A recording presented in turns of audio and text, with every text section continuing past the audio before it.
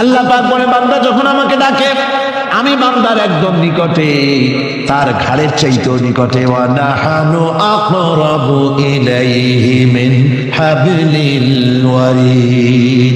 আমি আমার বান্দার সারা যে রগের উপরে তার মাথা, এর থেকেও আমি আমার বান্দার বেশি নিকটে। সুবহানাল্লাহ পড়ে। আমি তোমার কাছে, আমার কাছে মাপ চাও, যত বড় গুনাহ হোক। ওয়া ক্বালা রাব্বুকুম উদউনি আস্তাজিব লাকুম। তোমার প্রভু তোমাকে ডেকে বলেছে আমাকে ডাকো, আমি মাফ করে দেব। সুবহানাল্লাহ। কত বড় কথা, আমাকে ডাকো, নিরাশ হয়েও না, হতাশ হয়েও না। আল্লাহর গজব বেশি না রহমত বেশি? আল্লাহর রহমত বেশি। হাদিসে কুদসির ভিতরে এসেছে, আল্লাহ পাক বলেছেন কোন বান্দা যদি আমার দিকে এক বিগত অগ্রসর হয়, আমার রহমত তার দিকে এক হাত এগিয়ে যায়। কোন বান্দা যদি আমার দিকে হেঁটে আসে, আমার রহমত তার দিকে দৌড়ে যায়। বান্দা যখন আল্লাহর দরবারে দুহাত উঁচু করে চোখের পানি ফেলে দেয়, মুসলিম শরীফের হাদিসের ভিতরে এসেছে গভীর রাত্রে, রাতের তৃতীয় অংশে আল্লাহ রাব্বুল আলামিন প্রথম আকাশে আসেন আর ডেকে বলেন, পৃথিবীতে আছো নাকি কেউ গুনাহ করে জীবন বরবাদ করে দিয়েছো, আমার কাছে মাপ চাও। ঋণগ্রস্ত আছো, অসুস্থ আছো, অপমানিত আছো, কে আছো মাজলুম, আমাকে ডাকো, আমার কাছে বলো, আমি ডাকের সাড়া দেব, জীবনের আশা পূরণ করে দেব। ওই সময় যেই সমস্ত লোকেরা কাঁদে তাহাজ্জুদের নামাজ পড়ে, আল্লাহ জিজ্ঞেস করেন ফেরেশতারা, অমুক অমুক দেশ অমুক অমুক বান্দারা কাঁদে কেন? ফেরেশতারা বলে রব্বুল আলামিন তুমি তো ভালো করে জানো। আল্লাহ বলেন জানি, তবু তোমাদের মুখে শুনতে চাই। তারা বলে রব্বুল আলামিন তোমার এই বান্দা গুনাহ করেছে, গুনার জন্য মাপ চায়, জাহান্নাম থেকে বাঁচতে চায়। আল্লাহ পাক বলেন ফেরেশতারা আমার এই বান্দারা আমারে দেখেছে নাকি? বলে দেখে নাই। বলে আমার দোজখ দেখেছে নাকি? বলে না, তাও দেখে নাই। আমার বেহেশত দেখেছে নাকি? বলে না, তাও দেখে নাই। আল্লাহ পাক বলেন ফেরেশতারা সাক্ষী থাকো, ওরা আমাকে দেখে নাই, আমার বেহেশত দোজখ কিছুই দেখে নাই, শুধুমাত্র আমার নবীর কথা, আমার কোরআনের কথা বিশ্বাস করে আরামের ঘুমকে হারাম করে যেভাবে তারা কাঁদতেছে, সাক্ষী থেকে যাও ফেরেশতারা, আবার রহমতের দরিয়ায় জোশ মেরেছে আমার ওই ক্রন্দনরত বান্দাগুলিকে আমি আল্লাহ মাফ করে দিলাম। সুতরাং মুমিন বান্দা যারা, আল্লাহর মুমিন বান্দা যারা, এই ঈমানের কোয়ালিটি, এটাও হতাশায় নিরাশায় ভেঙে পড়বে না। গুনাহ তো মানুষই করে, গুনাহ হয়ে গেছে মাপ চাও। তোমার গুনাহ কদ্দূর? তোমার গুনাহ যদি হয় পাহাড় সমান, আল্লাহর রহমত আকাশ সমান। জাহান্নামের কঠিন শাস্তি থেকে বাঁচতে হলে আল্লাহর প্রতি ঈমান আনতে হবে। আর ঈমান আনলে যে কোয়ালিটিগুলি হওয়া উচিত, সেগুলি আমি আপনাদের সামনে আলোচনা করছি। এরপরে আরেকটি কোয়ালিটি হবে মুমিনের, তা হলো কঠোর কঠিন বিপদে অবিচল থাকবে, বিপদে ভেঙে পড়বে না। বিপদ আপদ, শত্রুতা, ক্ষয় ক্ষতি যা কিছু হয় সবই আল্লাহর পক্ষ থেকে, এটা মেনে নিতে হবে এবং ধৈর্য ধারণ করতে হবে। বিপদ মুসিবত শুধু উম্মতের জন্য নয়, দুনিয়ার সমস্ত নবীদের বিপদ এসেছে, হয় নাই? নবীদের বিপদ আসে নাই? কোরআনে কারীম থেকে শুনুন, আল্লাহ রাব্বুল আলামিন বলেন, ওয়া কাযালিকা জাআলনা লিকুল্লি নাবিয়্যিন আদুওয়াম মিনাল মুজরিমিন। আল্লাহ পাক বলেন এমনি করে আমি সকল নবীদের শত্রু বানিয়ে দিয়েছি, সব পাপিষ্ঠ আর অপরাধ প্রবণ লোকদেরকে। প্রত্যেক যুগে নবীদের শত্রু ছিল, প্রত্যেক যুগে নবীদের কি ছিল? শত্রু ছিল। সে শত্রু কারা ছিল? আল্লাহ পাক বলছেন নবীদের শত্রু ছিল পাপিষ্ঠ আর অপরাধ প্রবণ লোক, এরাই ছিল নবীদের দুশমন। রাসূলগণের অবস্থা যদি এই হয়, তাহলে তার উম্মত, ওই দিনের ধারক বাহক যারা, তাদের বুঝি বিপদ আপদ হবে না নাকি? হবে কিনা? তো ইসলামের বিরোধিতা যারা করে, কোরআনের পরিভাষায় বলা হয়েছে ইসলামের দুশমন, নবীদের দুশমন। দুনিয়ার সব পাপিষ্ঠ আর অপরাধ প্রবণ লোকেরাই ইসলামের দুশমন হয়, নবীদের দুশমন হয়। আজও দেখেন, আজও তাকিয়ে দেখেন, ইসলামী আন্দোলনের বিরোধিতা যারা করে তারা পাপিষ্ঠ চরিত্রের কিনা, তাকায় দেখেন, খুঁজে দেখেন, সর্বত্র খুঁজে দেখুন, খুঁজে দেখুন। যারা ইসলামী আন্দোলনের বিরোধিতা করে, যারা ইসলামকে মিটিয়ে দেওয়ার চেষ্টা করতেছে, যারা ইসলামকে মৌলবাদ বলে, ইসলামকে সাম্প্রদায়িক বলে। কোরআনে কারীমের কথা কত স্পষ্ট যে নবীদের দুশমন হয়, ইসলামের দুশমন হয় মুজরিম লোকেরা, অপরাধ প্রবণ আর পাপিষ্ঠ লোকেরা। আজও আমরা দেখতে পাই এই শ্রেণীর লোকেরা পাপিষ্ঠ এবং সবচাইতে সমাজের নিকৃষ্ট ধরনের চরিত্রহীন লোক। নামাজ নাই। আপনি খুঁজে দেখেন ইসলামী আন্দোলনের বিরোধীরা যারা করছে, যারা নেতৃত্ব দিচ্ছে, নামাজ নাই, রোজা নাই, চরিত্র নাই, হজ নাই, যাকাত নাই, মদ, জুয়া, জেনা, ব্যভিচার ইত্যাদিতে লিপ্ত। চেহারা দেখলে ছেলেপেলেরা 2 গিলাস পানি খায় ভরসে। কথা ঠিক কি না? এই হলো অবস্থা। মারে কেন? মুমিনদেরকে, পয়গম্বরদেরকে, সাহাবীদেরকে এবং ঈমানদারদেরকে মারে কেন? তার কারণ হচ্ছে আল্লাহ রাব্বুল আলামিন বলেছেন, ওয়া মা নাকামু মিনহুম ইল্লা আইয়ুমিনু বিল্লাহিল আজিজিল হামিদ। কাফিররা ঈমানদার লোকদেরকে অন্য কোন অপরাধী নির্যাতন চালায় না, নির্যাতন চালায় শুধু এই কারণে যেহেতু মুমিন লোকেরা পরাক্রমশালী, আল্লাহ রাব্বুল আলামিনের দ্বীনকে কায়েম করতে চায়, তার উপরে ঈমান এনেছে, এই কারণেই তারা মারে। ঠিক কিনা কর? যুগে যুগে নবীদের উপরে, সাহাবীদের উপরে যে অত্যাচার হয়েছে, সেই অত্যাচার এই কারণেই হয়েছে, অন্য কোনো কারণে নয়। এই কঠিন বিপদে অবিচলতা এবং ধৈর্যের দৃষ্টান্ত নবীগণ পেশ করেছেন পৃথিবীর বুকে। আমরা দেখেছি ইব্রাহিম আলাইহিস সালামকে আগুনে ফেলানো হয়েছে, আছে না কোরআন শরীফে? আমি কিন্তু গল্প করতেছি না, সব কোরআনের কথা। কিসের কথা? ইব্রাহিম আলাইহিস সালামকে আগুনে ফেলানো হচ্ছে। অপরাধ কি? অপরাধ হচ্ছে হযরত ইব্রাহিম আলাইহিস সালাম দাওয়াত দিয়েছেন, লা ইলাহা ইল্লাল্লাহ। জোরে পড়েন, লা ইলাহা ইল্লাল্লাহ, লা ইলাহা, লা ইলাহা ইল্লাল্লাহ মুহাম্মাদুর রাসূলুল্লাহ। হযরত ইব্রাহিম আলাইহিস সালাম দ্বীনের দাওয়াত দিয়েছেন, এক আল্লাহর দাওয়াত দিয়েছেন, ঈমানের দাওয়াত দিয়েছেন। আর কোন অপরাধ ছিল না। নমরুদ সহ্য করতে পারল না।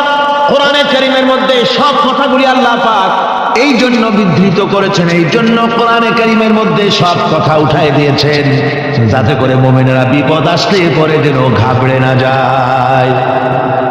ইব্রাহিম আলাইহিস সালামকে আগুনে ফেলানো হচ্ছে।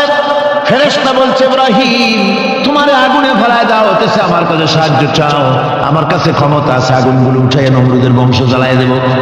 হযরত ইব্রাহিম ফেরেশতার কাছে সাহায্য চাইছিলেন নাকি? তিনি বললেন, ফেরেশতা তোমার কাছে সাহায্য কেন চাইব? আমি তো এমন কোন অন্ধ আল্লাহর ইবাদত করি না যেই অন্ধ স্রষ্টা তার গোলামের দুঃখ দুর্দশা না দেখেন। আমি তোমার কাছে সাহায্য চাইব না। হযরত ইব্রাহিম আলাইহিস সালাম পাশ করলেন। কি বলেন, পাশ করছেন না? ঈমানের পরীক্ষায় পাশ। আগুনের মধ্যে হযরত ইব্রাহিমকে যখন ফেলানো হচ্ছে, রব্বুল আলামিন আগুনের প্রতি নির্দেশ করে দিলেন, ইয়া নারু কুনি বারদাও ওয়া সালামান আলা ইব্রাহিম। আগুন আমার ইব্রাহিমের জন্য শান্তিদায়ক, ঠান্ডা হয়ে যা। এখন কি আর আগুনের বাপের ক্ষমতা আছে ইব্রাহিমকে পোড়ানো? আর ক্ষমতা নাই। আমার বন্ধুগণ, ইব্রাহিম আগুনের ভিতরে আরামে বসে আছেন, আর ওদিকে নমরুদ বসে বসে দেখতেছে দূর থেকে। ইব্রাহিম তো জ্বলে না, গায়ের মধ্যে আগুন জ্বলে গেল।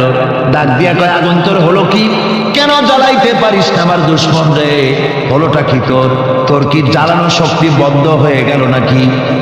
আগুনের ভিতর থেকে জবাব এলো, নমরুদ রে, আমার ভিতরে জ্বালানোর শক্তি আছে কি নাই যদি প্রমাণ করতে চাও, টেস্ট করতে চাও, তুই নিজে আয়, তোরে শুদ্ধ তামাম দুনিয়া জ্বালাই দিতে পারি, ইব্রাহিমের এক গাছা পশম জ্বালাই দিতে পারি না। তার কারণ হচ্ছে আমি হচ্ছি মাখলুক, আল্লাহ হচ্ছেন খালিক। আল্লাহ আমাকে বলেছেন না জ্বালাতে, তুমি 1000 বার বললেও আমি ইব্রাহিমকে জ্বালাইতে পারবো না। কোরআনে কারিমে ঘটনা বলে মুমিনদেরকে সাহস দেওয়া হচ্ছে। মুমিনেরা দ্বীনের কাজ করতে গিয়ে বিপদ আবাজ আসবে, ইমানের দাবি হলো বিপদ আসবে, আর বিপদ আসলে ঘাবড়ায় যেও না, মুসিবতে পড়ে চিন্তায় পেরেশানে হয়রান হয়ে যেও না। বিশ্বকবি আল্লামা ইকবাল কি সুন্দর করে বলেছেন, আজ ভি হোক জু বিরাহিম কা ইমা पैदा आग कर सकती है एक अंदाज गुलिस्तां पैदा।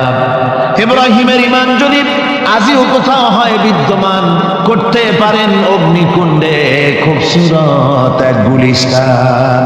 আজ যদি আগুনের ভিতরে কোন নমরুদ কোন ইব্রাহিমকে যদি ফেলে দেয়, আল্লাহ রাব্বুল আলামিন আজও আগুনকে ফুলের বাগান বানায়া দিবেন। সুবহানাল্লাহ। ভয় পাওয়ার কারণ নাই, চিন্তা করার কোনো কারণ নাই।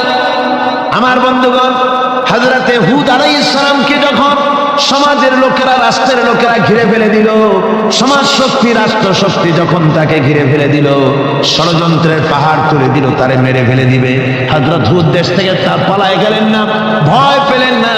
হযরতে হুদ আলাইহিস সালাম বললেন, কোরআনে কারিমে হযরত হুদের কথা কোট করা হলো, ফাকিদুনি জামিআন সুম্মা লা তুনজিরুন। সম্মিলিতভাবে ষড়যন্ত্র করো আমার বিরুদ্ধে, সবাই মিলে ষড়যন্ত্র করো, সুম্মা লা তুনজিরুন, আর আমাকে এতটুকু অবকাশ তোমরা দিও না। ইন্নী তাওয়াক্কালতু আলাল্লাহি রাব্বি ওয়া রাব্বিকুম, আমি ভরসা করেছি সেই আল্লাহর উপরে যার কুদরতি হাতের ভেতরে, যিনি আমাদের রব তোমাদেরও রব, আর যার কুদরতি হাতের ভিতরে তামাম পৃথিবীর জানগুলি যার হাতে, সে আল্লাহর উপরে ভরসা করেছি। ষড়যন্ত্র যদ্দূর আছে করতে থাকো, আমি ষড়যন্ত্র পরোয়া করি না। সুবহানাল্লাহ। এটাই হলো মুমিনের কোয়ালিটি। শুধু ঈমান, লা ইলাহা ইল্লাল্লাহ মুহাম্মাদুর রাসূলুল্লাহ, গরুর গোশত খাই, আর রবিউল মাস আসলে পরে ইয়া নবী সালাম আলাইকা, ইয়া রাসূল সালাম আলাইকা, তারপরে গরম গরম জিলাপি আর রসগোল্লা খাইলাম খুব বেশি করিয়া, এর নাম মুমিন নয়। মুমিন হচ্ছে তার চলায় ফেরায়, ওঠায় বসায় সাহসী, তার এক আন্দাজ তৈরি হবে সে। আমার ভাইয়েরা, বিপদে অবিচলতা আমাদেরকে পয়গম্বরেরা শিক্ষা দান করেছেন। আমরা দেখতে পেয়েছি বিশ্বনবী জনাবে মুহাম্মদুর রাসূলুল্লাহ সাল্লাল্লাহু আলাইহি ওয়াসাল্লাম হিজরতের রাত, কাফেররা চতুর্দিকে দাঁড়ানো, হযরত জিবরাইল এসে বলেন, ইয়া রাসূলুল্লাহ, হে কাফেররা চতুর্দিকে ঘিরে দাঁড়ায়ছে, গভীর রাত, এখন হাতে তাদের তরবারি, সকাল হলে পরেই তারা আপনাকে মেরে ফেলে দিবে, তাড়াতাড়ি ওঠেন, মদিনার দিকে চলে যান। আল্লাহ নবী ঘুমের থেকে জেগে হযরত আলীকে ডেকে বলেন, আলী, আল্লাহ অর্ডার করেছেন আমি মদিনায় চললাম, আমার বিছানার পরে আমার চাদর গায়ে দিয়ে শুয়ে থাকো। হযরত আলী বলেন, আল্লাহর হাবিব, আপনার চাদর গায়ে দিয়ে ঘুমিয়ে থাকবো, সকালবেলায় কাফির বেঈমানেরা আপনার বিছানার পরে আপনার চাদর গায়ে দেওয়া অবস্থায় আমি আলীকে তারা মুহাম্মদ মনে করবে, আর আমি আলীকে নবী মনে করে তারা তাদের তরবারি দিয়া কেটে কেটে টুকরা টুকরা করে আমারে বিদায় করে দেবে দুনিয়া থেকে। এতটুকুনো পরোয়া করি না, বরং আমার দিলের মধ্যে এটাই তৃপ্তি থাকবে যে আমি আলীর জীবনের বিনিময় আল্লাহর হাবিব দুনিয়ায় বেঁচে আছে। নবীজি ঘরের থেকে বেরোলেন, চতুর্দিকে কাফেররা দাঁড়ানো, আল্লাহ নবী হাতে এক মুষ্টি বালু হাতে নিয়ে শাহ হাতের বজু পড়ে 3 বার দম করে বালুগুলো ছেড়ে দিলেন। বালিগুলি ঘরের চতুর্দিকে কাফেরদের চোখে চলে গেল। পরবর্তী সময় রব্বুল আলামিন ডেকে বলেন, নবীরে, বালি যখন নিক্ষেপ আপনি করেছিলেন গোড়াগুড়ি, আপনি তো শুধু নিক্ষেপ করেছিলেন, কিন্তু চতুর্দিকে কাফেরদের চোখে গেল কেমনে? একদিকে মেরেছিলেন, সেই দিকেই তো যাওয়ার কথা ছিল, চতুর্দিকের কাফেরের চোখে চোখে সেগুলো পৌঁছে গেল কেমনে? ওয়ামা রামাইতা ইদ রামাইতা ওয়ালাকিন্নাল্লাহ রামা। আপনি নিক্ষেপ করেন নাই, যখন আপনি নিক্ষেপ করেছিলেন আপনি তো শুধু বালুকণা ছেড়েছেন, আর ওই বালুকণাগুলি ঘরের চতুর্দিকে সব কাফেরদের চোখে পৌঁছবার দায়িত্ব আমার কুদরত গ্রহণ করেছিল। আমার ভাইরা, নবীজি বিপদে এতগুলি শত্রু তরবারি নিয়ে তিনি বিপদে ধৈর্য হারা হন নাই, আস্তে করে ঘরের থেকে বেরিয়ে হযরত আবু বকরের বাড়িতে গিয়ে হাজির। দরজায় গিয়ে আওয়াজ দিলেন আবু বকর, অমনি দরজা খুলে গেল। লাব্বাইক ওয়া সাদাইক। হুজুর বলেন আবু বকর রে, একটা ডাকে কেমনে সাড়া দিলে? তুমি কি ঘুমাইছিলে না? হযরত আবু বকর বলেন হুজুর, আপনি বলেছেন আমাকে নিয়ে হিজরত করবেন, আমি মনে মনে চিন্তা করেছি না জানি কত রাত্রে নবীজি আসেন, উঠতে যদি আমার দেরি হয়ে যায়, নবীজি যদি দরজার কাছে দাঁড়ায় দাঁড়ায় আমার ডাকাডাকি করে আর আমি যদি ঘুমায় থাকি, তাহলে আল্লাহ নবীর সঙ্গে বেয়াদবি হয়ে যাবে। এই মনে করে বিছানায় না ঘুমাইয়া আপনার গলার আওয়াজ শোনার জন্য এই দরজার সঙ্গে পিঠ লাগাইয়া লাগাইয়া দাঁড়ায় ঘুমাচ্ছিলাম। আল্লাহ নবী হযরত আবু বকরকে সঙ্গে করে নিয়ে চললেন মদিনার দিকে। উল্টা পথে রওনা করলেন। বারবার কাবা শরীফের দিকে তাকাতে লাগলেন। বুখারী শরীফে এসেছে, নবীজি বারবার কাবার দিকে তাকিয়ে বলতেছেন, রে কাবা, বড় আশা ছিল তোর কাছে থাকবো, তোর খেদমত করব, কিন্তু তোর নিষ্ঠুর সন্তানেরা তোর কাছে আমারে থাকতে দিল না রে। আল্লাহ নবী মিসফালা দিয়ে জাবালে কেদোয়ার উপর দিয়ে চলে গেলেন জাবালে সুরে। গুহার কাছে যখন গিয়েছেন, হযর রক্ত হয়ে গেল। হযরত আবু বকর রাদিয়াল্লাহু তাআলা আনহু বলছেন, হুজুর আর উপায় নাই, দিন হয়ে গেল, এখন বুঝি ধরা পড়ে যাব, ওই গুহার মধ্যে গিয়ে আশ্রয় নেই।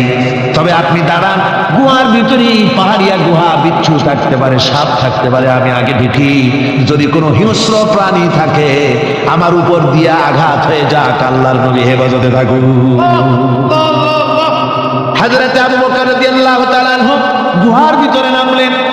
নেমে গুহা সাফ করে হুজুরকে ডাকলেন। হুজুর তাশরীফ ফরমালেন গুহার মধ্যে। হুজুর বলেন, আবু বকর, হেঁটে হেঁটে কষ্ট হয়ে গেছে, তুমি বসো, তোমার উরুর উপরে মাথা রেখে আমি একটু ঘুমায়ে যাই। আল্লাহর হাবিব ঘুমায় গেলেন। হযরত আবু বকর লক্ষ্য করে দেখেন চতুর্দিকে অনেকগুলি গর্ত দেখা যায়। এই গর্ত থেকে সাপ আসতে পারে, বিচ্ছু আসতে পারে মনে করে নিজের গায়ের চাদর ছিঁড়ে ছিঁড়ে গর্তগুলি বন্ধ করা শুরু করে দিলেন। কয়েকটা গর্ত বন্ধ করার মতো চাদর আর নাই, পাও দিয়ে চেপে ধরলেন। এক পাহাড়িয়া বিষধর সাপ বেরোবার জন্য চেষ্টা করে বেরোবার পথ খুঁজে নেই পেয়ে হযরত আবু বকরের পায়ের উপরে দংশন করেছে। বিশেষ যন্ত্রণায় হযরত আবু বকরের চোখ থেকে পানি দরদর করে পড়ছে। রাসূলুল্লাহর ঘুম ভেঙে গেল। আল্লাহ নবী তাকিয়ে বলেন, আবু বকর, চোখে পানি কেন? বাড়ির কথা বুঝি মনে পড়ে গেছে? হযরত আবু বকর বলেন, ইয়া রাসূলুল্লাহ, আল্লাহর নামে কসম করে বলি, যেই দিন আমি ঈমান এনেছি ওই দিন থেকে আমার মা বাপ, আমার করে আমার সন্তান, আমার স্ত্রী, আমার জায়গা জমি ঘর বাড়ি, এমনকি আমার নিজের আত্মার চাইতে হুজুর আপনারে ভালোবাসি বেশি। তাহলে কাঁদো কেন? হযরত আবু বকর বলেন, হুজুর বাড়ির জন্য কাঁদি না, ছেলে পেলের জন্য কাঁদি না, সাপে দংশন করেছে, যন্ত্রণায় কাঁদতেছি। আল্লাহ নবী সঙ্গে সঙ্গে মুখ থেকে থুতু বার করে যন্ত্রণার জায়গায় লাগাই দিলেন। সঙ্গে সঙ্গে যন্ত্রণা বন্ধ হয়ে গেল। হুজুর বললেন, আবু বকর, প্রথম যখন তোমার এই আঘাত করেছিল সাপে, আমাকে কেন তাড়াতাড়ি বলো নাই? এতক্ষণ তো তোমার কষ্ট হতো না। হযরত আবু বকর বলেন, ইয়া রাসূলুল্লাহ, ওটা তো সাপে কাটার যন্ত্রণা, ওই যন্ত্রণায় আমার রক্ত জ্বলতেছে, যন্ত্রণায় যন্ত্রণায় আমার কলেজাটা যদি ফেটেও যেত। আল্লাহর হাবিব আরাম ফরমাচ্ছিলেন, আমি তাকে আরামে বিঘ্ন ঘটাতে পারতাম না। আমার ভাইয়েরা, হযরতে আবু বকর, হযরতে রাসূল দুজন বসে আছেন। এমনি সময় কাফের বেঈমানেরা খুঁজতে খুঁজতে জায়গা মতো এসে গেছে। একজনে বলে ভিতরে আছে, আর একজনে বলে নাই। পায়ের যদি থাকবে তাহলে মাকড়সায় জাল বুনালো কি করে, পাখি ডিম পেড়ে বসে আছে কি করে, তাদের সন্দেহ হতে লাগলো। এর মধ্যে নাই একজন বলে আছে আর একজন বলে নাই। হযরত আবু বকর ভয়ের চোটে কেঁদে ফেলেছেন, হুজুর আর উপায় নাই। এই যে অবস্থা, এই অবস্থার ভিতরে, এই অবস্থার ভেতরেও আল্লাহ নবী এতটুকু ঘাবড়ে যান নাই। শত্রুরা তরবারি নিয়ে এসেছে, সুযোগ পেলেই একটু তাকালি দেখতে পাবে, তুলে মেরে ফেলে দেবে। আল্লাহর হাবিব মোটেই ধৈর্য হারালেন না, এতটুকু হতাশ হলেন না। আল্লাহ পাকের হাবিব তার সাথীকে কি বললেন? তখন কোরআনে কারীম সূরা তাওবার মধ্যে আল্লাহ তা উদ্ধৃত করেছেন মুমিনদের জন্য, ইযহুমা ফিল গার ইয ইয়াকুনু লিসাহিবিহি লা তাহজান ইন্নাল্লাহা মা'ানা। আমার সাথী। ও বন্ধু, ভয় করো না, চিন্তা করো না, আমরা মাইনরিটি নই, আমরাই মেজরিটি।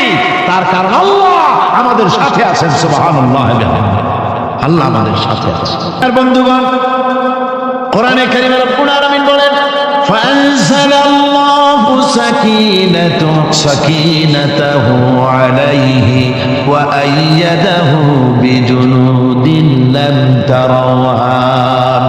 আল্লাহ পাক তার মনের মধ্যে গভীর প্রশান্তি এবং স্বস্তি দান করলেন, আর এমন সৈন্য দিয়ে সাহায্য করলেন যে সৈন্যদেরকে তোমরা দেখতে পাও না। এভাবে করে রব্বুল আলামিন মুমিনদের বিপদে আপদে মুসিবতে সব সময় আল্লাহ পাক মুসলমানদেরকে সাহায্য করেছেন। জোরে বলেন সুবহানাল্লাহ। মুমিনদের সাহায্যকারী আল্লাহ। তাই ইসলামী আন্দোলনের সাথে যারা আছে, যারা কর্মী, যারা নেতা, যারা মুমিন, যারা ঈমানদার, মেঘের মতো প্রচন্ড কালো মেঘ হয়ে চতুর্দিক থেকে অন্ধকারের মতো সে এসেছে বিপদ। কোন বিপদ না, আল্লাহ পাক সাহায্যকারী। কে সাহায্যকারী? জোরে বলেন, সাহায্যকারী কে? আল্লাহ সুবহানাহু ওয়া তাআলা। তিনি সাহায্য, ভয় নাই। আল্লাহ পাকের উপর ঈমান আনলে পরে কলিজার ভিতরে দুর্জয় সাহসের সৃষ্টি হয়ে যায়, কোনো ভয় অন্তঃকরণে তার থাকে না। আল্লাহ পাক সাহায্য করেন। আর আল্লাহর উপরে ঈমান আনলে পরে রব্বুল আলামিন বলেছেন, ইয়া আইয়ুহাল্লাযীনা আমানু হাল আদুল্লুকুম আলা তিজারাতিন তুনজিকুম মিন আযাবিন আলীম। এমন একটা ব্যবসার কথা কি বলবো না, যে ব্যবসায় তোমাদেরকে জাহান্নামের আযাব থেকে বাঁচায় দেবে। তার প্রথম কাজই হলো আল্লাহর প্রতি ঈমান আনা। ঈমান আনলে পরে এই সমস্ত গুণ তৈরি হয়ে যায়। আর ঈমানে সবচাইতে উপকৃত হয় সমাজের লোকেরা, রাষ্ট্রের লোকেরা, পরিবারের লোকেরা, দেশের মানুষ উপকৃত হয় মুমিনদের দিয়ে ঈমানের কারণে। তার কারণ হলো একজন মুমিন, একজন ব্যক্তি যখন ঈমানদার হয়, মুমিন হয়ে যায়, আল্লাহর প্রতি যখন প্রগাঢ় বিশ্বাস তার এসে যায়, তখন সেই ব্যক্তি নৈতিকতার মান তার বেড়ে যায়। জোরে বলেন সুবহানাল্লাহ। নৈতিক চরিত্রের উপরে সে প্রতিষ্ঠিত হয়, সে মিথ্যা বলতে সাহস পায় না। মুমিন ব্যক্তি মিথ্যা বলতে সাহস পায় না। কেন পায় না? মিথ্যা বলতে সাহস পায় না, ঠকাতে সাহস পায় না, ওজনে কম দিতে সাহস পায় না, শয়তানি বদমাশি করতে সাহস পায় না। তার কারণ হলো আল্লাহ পাক বলে দিয়েছেন, মুমিন কোরআনের ভিতরে পড়েছে, ইয ইয়াতালাক্কাল মুতালাক্কিয়ানি আনিল ইয়ামিনি ওয়া আনিশ শিমালি কাঈদ। দুজন নিয়ন্ত্রণকারী ফেরেশতা তোমার ডানে এবং বামে বসে বসে তোমাকে নিয়ন্ত্রণ করছে। কোথায় যাও, কি করো, এই ফেরেশতারা বসে বসে সব দেখতেছে।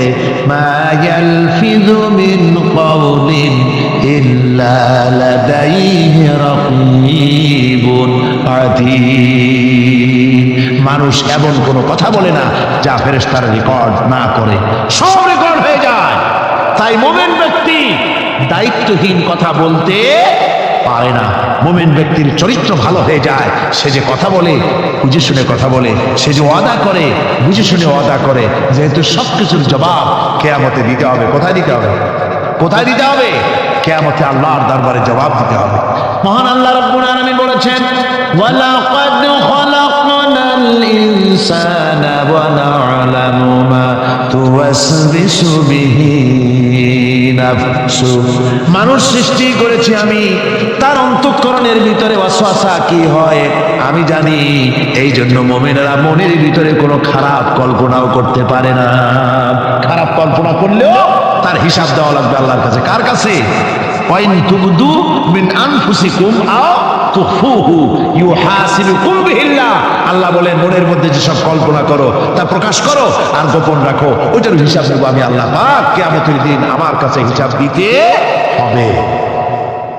বন্ধুগণ, এই জন্য মুমিন যারা, মুমিনদের চরিত্র প্রতিষ্ঠিত হয়, মুমিনদের ধারণা থাকে যেখানেই যাই না কেন, যেখানেই বসি না কেন, সেখানেই আল্লাহ, আল্লাহ ছাড়া কোনো জায়গা নাই। আছে নাকি? আছে। আল্লাহ পাক বলেন, মা ইয়াকুনু মিন নাজওয়া সালাসাতিন ইল্লা হুয়া রাবিউহুম। তোমরা যেখানে তিনজন মিলে পরামর্শ করো, মনে রেখো তিনজন নয়, ওখানে চতুর্থ চতুর্থ সত্তা আমি রব্বুল আলামিন তোমাদের কাছে আছি, সব শুনি আর দেখি।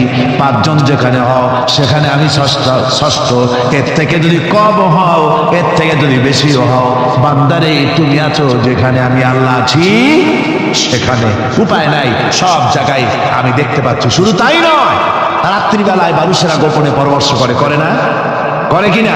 রাতে রাতে পরামর্শ করে, এক জায়গায় বসে ফলের মধ্যে, পাহাড়ের মধ্যে, কোন জায়গায় বসে পরামর্শ করে। কি পরামর্শ?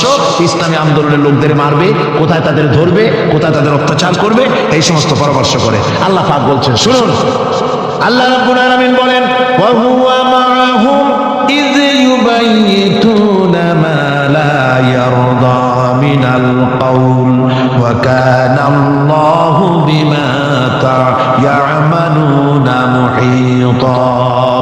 আল্লাহ পাক বলেন, তিনি তো ঠিক সেই সময়ও তোমাদের কাছে থাকেন যখন তোমরা নিজেদের ঘরের মধ্যে বসে কোন এক জায়গায় বসে আল্লাহর মর্জির খেলাফ পরামর্শ করো, আল্লাহ তখনও তোমাদের কাছে থাকেন। আল্লাহর এহাতা থেকে, আল্লাহর কর্তৃত্ব থেকে বেরিয়ে যাওয়ার কোনো উপায় নাই। সুতরাং গোপনে বলেন, প্রকাশ্যে বলেন, যেভাবেই যা কিছু করা হোক না কেন, আল্লাহর কাছে আমাদের সমস্ত অপরাধগুলি ধরা হয়ে যায়। আর এটাই হচ্ছে ঈমানের সীমা পরিসীমা। তিলকা হুদুদাল্লাহি ফালা তা'তাদুহা, তিলকা হুদুদুল্লাহ, এটাই হচ্ছে আল্লাহর সীমানা।